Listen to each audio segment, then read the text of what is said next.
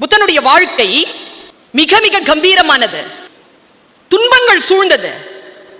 அந்த புத்தனுடைய வாழ்க்கையில் நான் ஒரே ஒரு ஸ்டேட்மெண்ட் பார்த்து குருனா இவன் தாங்க குரு என்று நான் முடிவு செய்த தருணம்.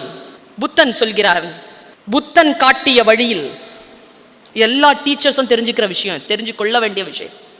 புத்தன் காட்டிய வழியில் நீ நடக்க ஒட்டாதபடிக்கு புத்தனே வந்து நின்றால் நீ அந்த புத்தனை கொலை செய்யலாம். இதுதான் புத்தன். நான் உனக்கு ஒரு போதனை சொல்கிறேன், அந்த போதனையின்படி நீ நடக்க போகிறாய். அது மிக சத்தியமான போதனையாக இருக்கிறது.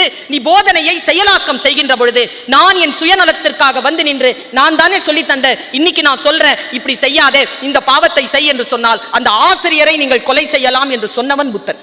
இந்த தெளிவு இருந்தது புத்தனிடத்தில். அவன் குரு, புத்தி, அவனுடைய அந்த சேமிப்புகள் தான் புத்தகம் என்று வந்தது. அவன் புத்தியை சொன்னவன், அறிவிற்கு அடிப்படையாக இருந்தவன். அந்த அறிவு சுடரிலே நீங்கள் எல்லோரும் புத்தனாக மாறலாம். நான் நாய் என்றால் நான் நாய், நான் புத்தன் என்றால் நான் புத்தன், உனக்குள் தான் எல்லாம் இருக்கிறது என்று பேசியவன்.